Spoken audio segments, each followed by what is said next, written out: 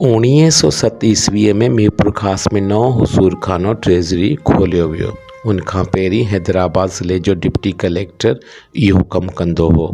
1912 ईस्वीअ ते जमड़ाऊ केनाल जे कॉलोनाइज़ेशन ऑफिसर जो उहिदो ख़तमु करे थरपारकर ऐं हैदराबाद जे ज़िलनि मां हिकु नएं ज़िले नवाबशाह खे जनमु ॾिनो वियो। इन्हीअ साल डिप्टी कमिश्नर जो उहिदो कलेक्टर में तब्दील थियो।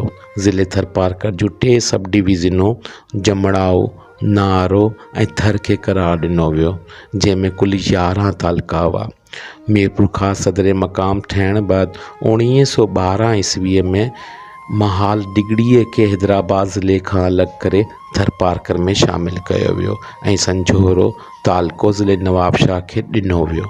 अगस्त 1947 ईस्वी खां पोइ बि थरपारकर ज़िले में 9 तालुका हुआ।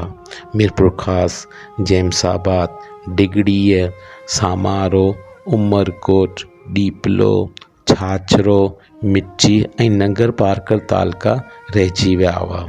1990 ईस्वीअ में ज़िले थरपारकर खे टोड़े 2 ज़िला मीरपुर ख़ासि ऐं थर ठाहिया विया, जंहिं ते अमल जनवरी 1991 ईस्वीअ ते थियो।